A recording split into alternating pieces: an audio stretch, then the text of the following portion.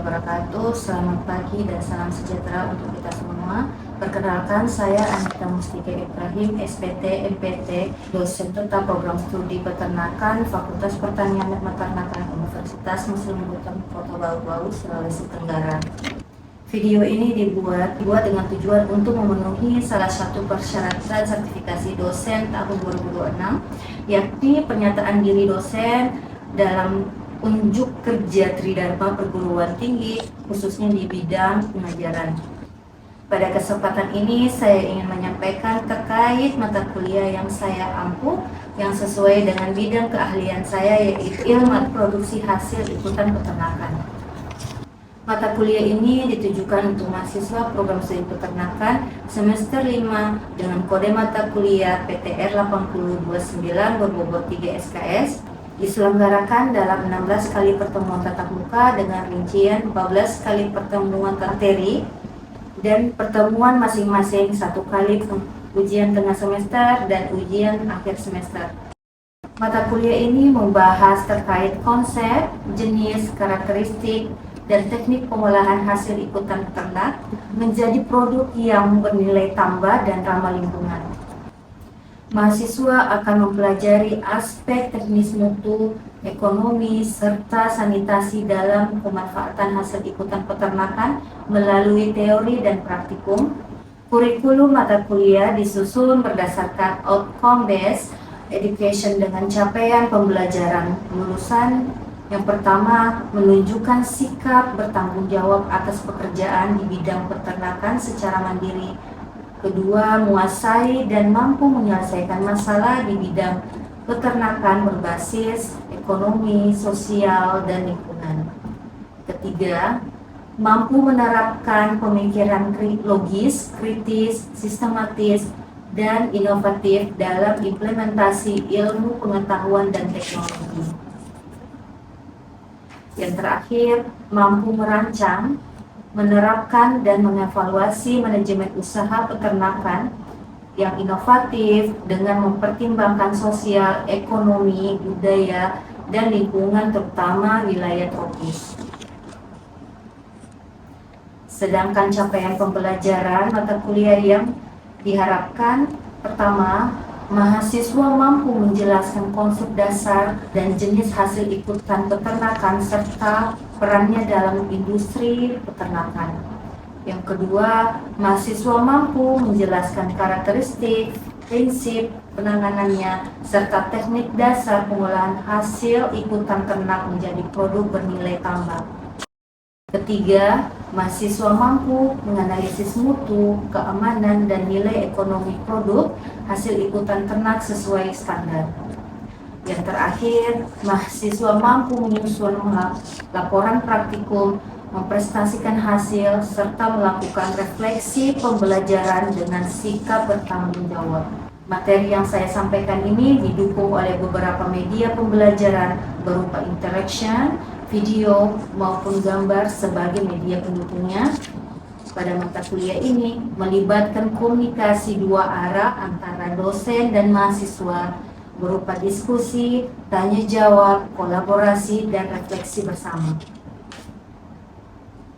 Asesmen atau sistem penilaian yang saya lakukan dalam mata kuliah ini mencakup asesmen formatif untuk penilaian proses yang dilakukan melalui kuis, tugas proyek individu dan kelompok, serta penilaian sikap dan keterampilan sesuai RPS.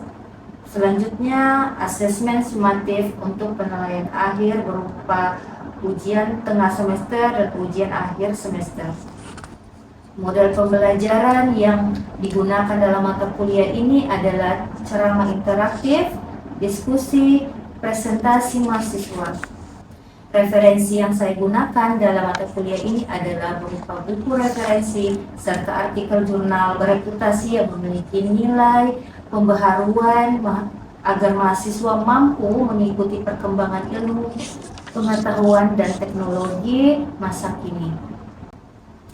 Melalui pembelajaran ini, saya berupaya menciptakan suasana yang interaktif sehingga mahasiswa tidak hanya memahami konsep, tetapi juga mampu berpikir kritis, berdiskusi secara aktif serta mengaitkan teori dengan praktik di bidang peternakan. Berikut adalah video proses pembelajaran mata kuliah ilmu produksi hasil ikutan peternakan dengan materi pada pertemuan keempat, yakni penanganan dan teknik pengolahan hasil ikutan ternak. Selamat menyaksikan. Assalamualaikum. Waalaikumsalam warahmatullahi wabarakatuh. Bagaimana kabarnya hari ini? Baik. Sudah makan semua? Sudah. Jadi semangat hari ini, Di? Sudah. Jadi, siapa sini yang mau memimpin doa sebelum kita mulai perkuliahan kita? Ya. Teman-teman, sebelum kita mulai mata kuliah pada hari ini, penyampainya kita jadwal dulu. Jadwal dimulai.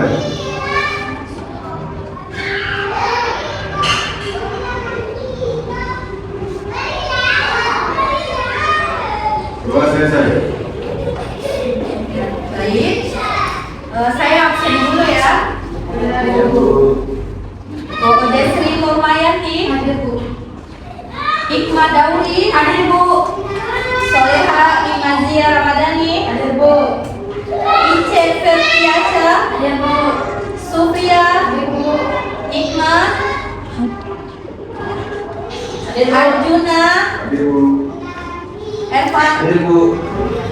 Jadi itu semua hadir semua ya? Ya, Bu. Sebelum kita memulai materi perkuliahan kita, saya mau bertanya dulu sama adik-adik semua, masih ingat enggak materi sebelumnya? Masih. Nah, kita bahas tentang apa? Karakteristik fisik, kimia, dan potensi hasil ikutan ternak. Siapa kira-kira yang mau menjelaskan kembali materi kita sebelumnya?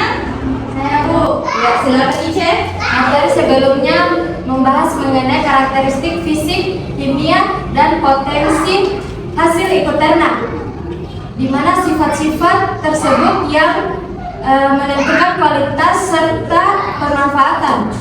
Karakteristik fisik yang dimaksud Bu meliputi warna, tekstur, aroma, ukuran, dan kadar air. Sedangkan karakteristik karakteristik berkaitan dengan kandungan protein. Sedangkan karakteristik kimia berkaitan dengan kandungan protein, lemak, serat, darah, bulu, kotoran, dan urin. Begitu, Bu. Ya. Selanjutnya siapa lagi yang bisa menambahkan dari temannya? Izin menambahkan, Bu. Ya, silakan. Baik, saya akan menambahkan sedikit tanpa mengurangi pemaparan dan disampaikan, tanpa mengurangi sedikit pun pemaparan dan disampaikan oleh saudara Yais. Ternyata, Bu, selain masih memiliki nilai ekonomi, juga masih dapat diolah menjadi berbagai produk. Contohnya seperti pakan, pupuk organik, biogas, kerajinan, hingga bahan baku industri, Bu. Ya. Saja mungkin. Ya, itu ya. Saya rasa sampai sini sudah cukup dimengerti dan diingat materi kita sebelumnya. Kita hari ini akan memulai perkuliahan kita untuk pertemuan keempat mata kuliah ilmu produksi hasil ikutan ternak. Kita akan membahas mengenai penanganan dan teknik pengolahan hasil ikutan ternak. Nah, capaian pembelajaran pada mata kuliah ini, mahasiswa memahami prinsip dasar penanganan hasil ikutan ternak. Yang kedua, mahasiswa mampu menjelaskan teknik pengolahan hasil ikutan ternak secara umum. Ketiga, mahasiswa mengetahui tujuan untuk pengolahan seperti preservasi, peningkatan mutu, dan keamanannya. Dan yang keempat, mahasiswa mampu menghubungkan antara teknik pengolahan dengan produk akhir yang dihasilkan nanti. Nah, jadi ini ya pencapaian pembelajaran pada mata kuliah kita hari ini. Apa target pembelajaran kita hari ini? Setelah mengikuti materi ini, mahasiswa diharapkan mampu memahami prinsip, teknik, serta nilai strategis pengolahan hasil ikutan ternak secara komprehensif. Nah, prinsip penanganan awal atau fast claim ini, yang pertama pada segera dan cepat atau fast. Nah, di mana pemisahan cepat itu hasil liputan ternak langsung dipisahkan setelah proses pemotongan. Jadi ternak itu yang setelah disembelih, kita harus segera melakukan proses selanjutnya atau dipisahkan dengan mengeluarkan jeroan yang ada di tubuh ternak tersebut agar tidak terkontaminasi bakteri yang ada di perut ternak tersebut maupun kontaminasi dari lingkungan sekitar, apakah di lantai atau di wadah-wadah tertentu yang dianggap tidak higienis. Nah, kemudian itu pendinginan yang segera kita lakukan. Jadi dengan adanya pendinginan ini sehingga berfungsi untuk menekan laju pertumbuhan dari mikroorganismenya tadi, tapi bukan mematikan, hanya menghambat pertumbuhannya. Makanya kenapa kita setiap habis beli daging atau memotong daging, orang tua kita atau orang-orang sekitar kita menyimpan makanan itu atau daging tersebut ke dalam kulkas untuk mencegah ini tadi, pertumbuhan dari mikroorganisme pembusuk dari daging tersebut. Selanjutnya higienis dan terpisah atau clean. Nah, sanitasi ketat, jadi seluruh peralatan dan area penanganan hasil steril guna menghindari pencemaran silang. Jadi seluruh peralatan itu harus steril, bersih. Tidak boleh kita mencampurkan dengan bahan-bahan yang lain, apakah dari sayur, habis bekas sayur atau bekas-bekas bahan-bahan makanan lainnya.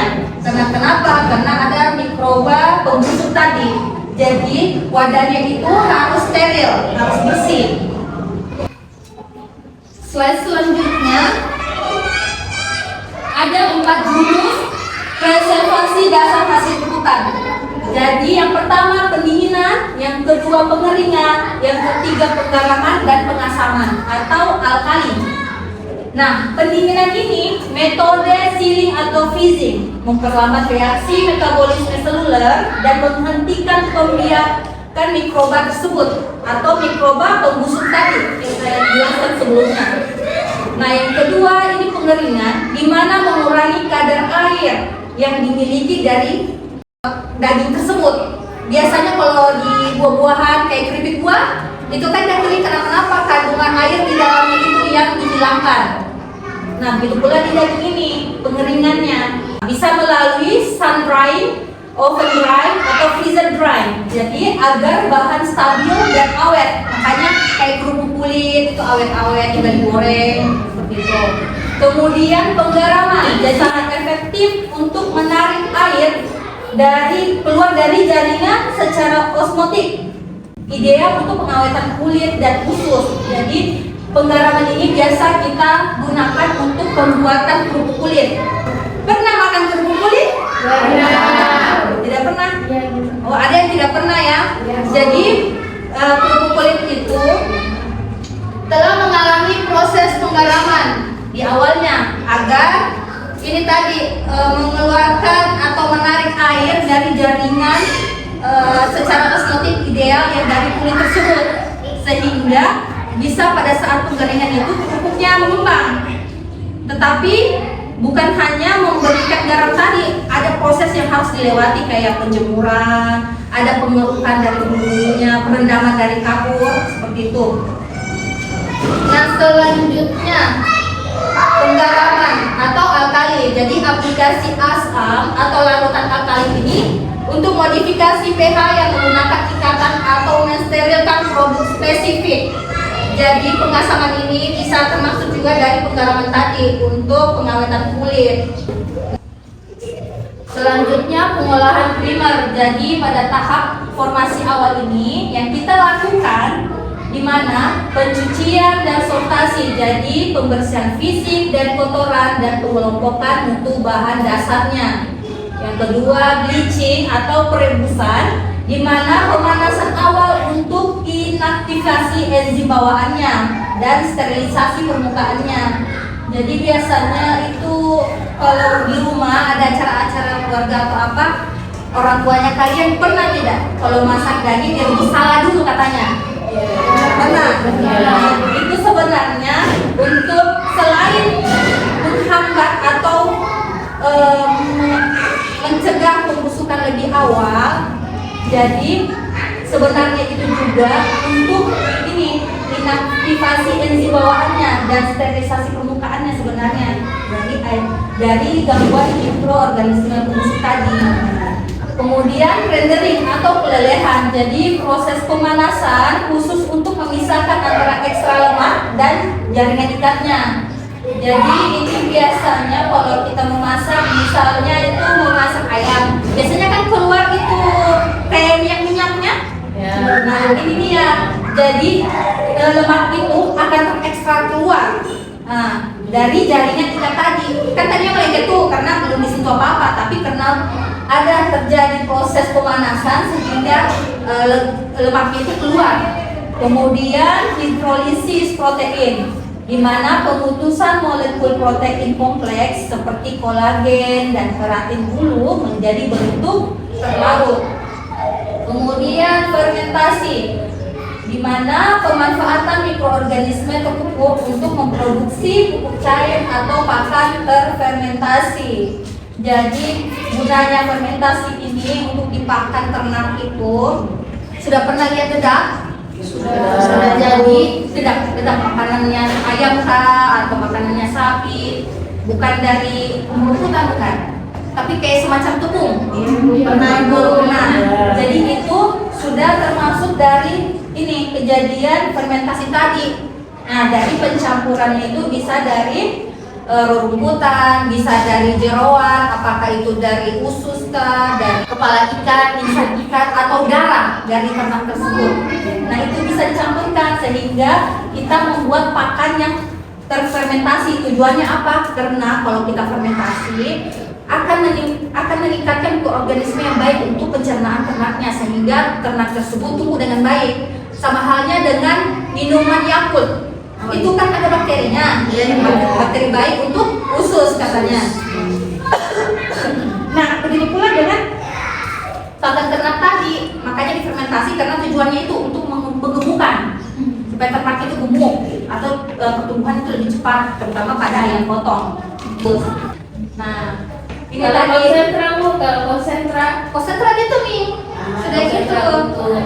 Ayam. Ya, nah itu dia. Nah itu pakan yang sudah difermentasikan, yang sudah ada pencampuran antara tepung tulang. Kalau tidak ada tepung tulangnya bisa dipakai tepung darah atau bisa pakai ampas tahu, ampas kelapa bisa, atau sisa-sisa limbah sayur pasang itu bisa dijadikan silase. Silase itu makanan yang difermentasikan, jadi dikasih masuk di dalam tempat-tempat wadah tertutup.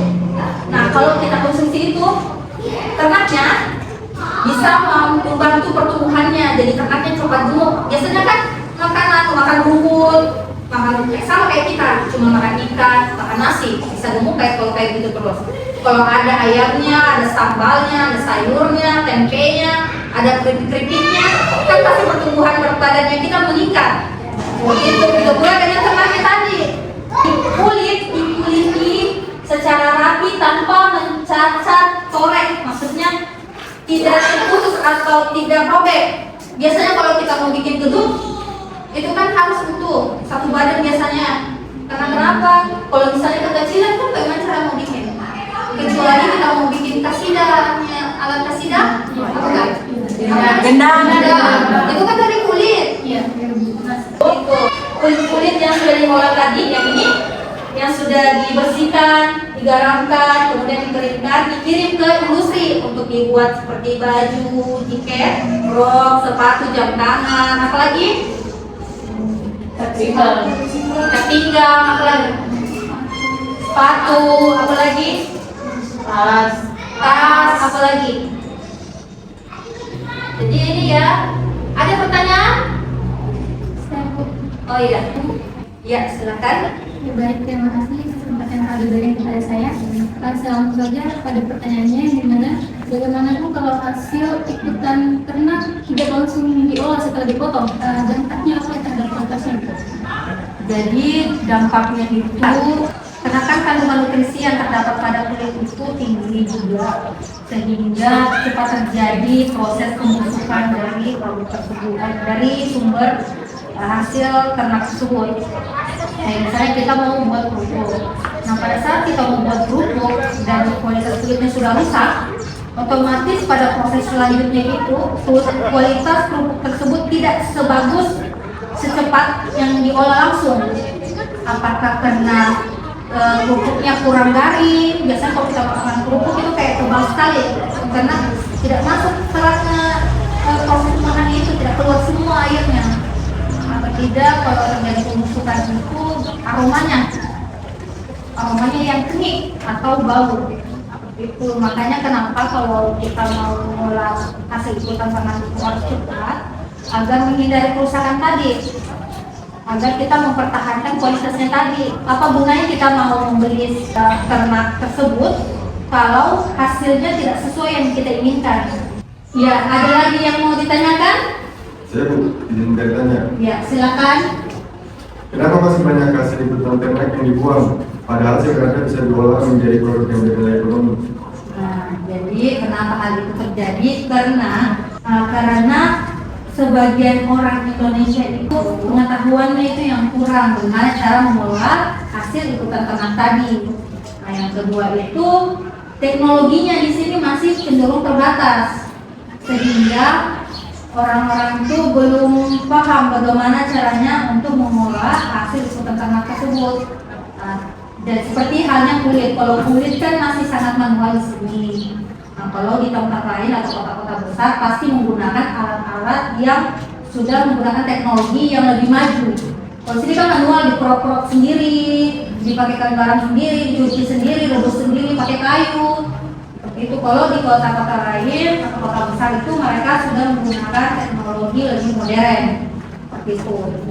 Selanjutnya kita akan mengadakan kuis tanya jawab. Jadi setiap mahasiswa mohon di metode pengawetan yang paling efektif menarik air dari jaringan kulit dan pengusus secara osmotik adalah ya penggaraman. Apakah jawabannya benar?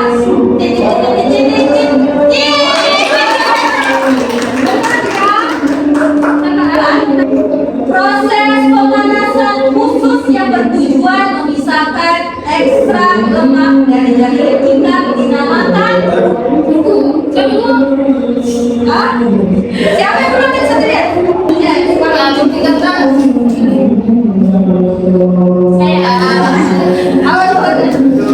Jawabannya fermentasi. fermentasi. Ya.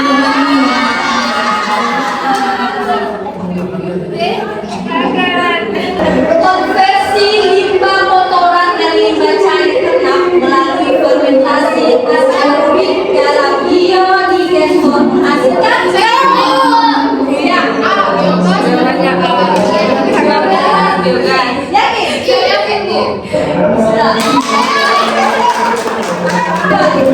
berapakah jendela waktu kritis atau model time penanganan awal fermentasi yang menentukan hingga 80% kualitas akhir produk?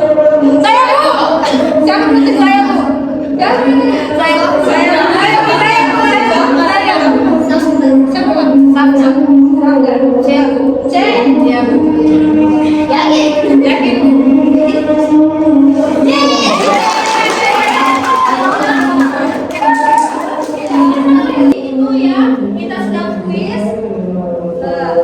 Selamat buat Sulfia. Tepuk tangannya mana?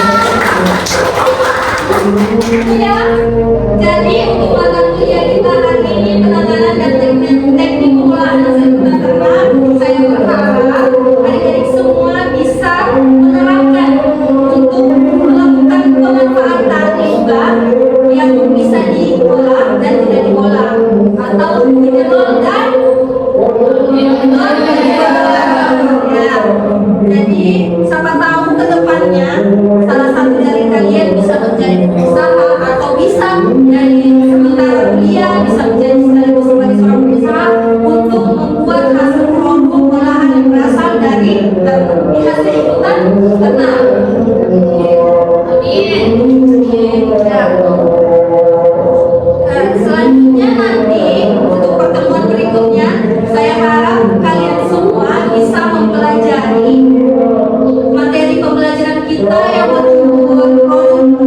ikutan ternak seperti kulit, latih, biogas, dan pakan alternatif yang nanti minggu depan kita akan laksanakan. Jadi untuk filenya saya akan bagikan ke ketua tingkat kalian di kelas. Jadi tolong dipelajari dengan baik dan kemungkinan ada kuis selanjutnya. Jadi persiapkan diri masing-masing. Nah, terima kasih sudah hadir dan sampai bertemu pada pertemuan selanjutnya. Wassalamualaikum warahmatullahi wabarakatuh.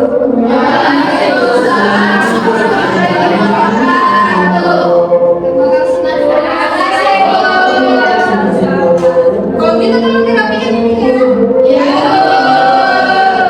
Baik, demikian video pembelajaran mata kuliah ilmu produksi hasil ikutan peternakan. Wassalamualaikum warahmatullahi wabarakatuh.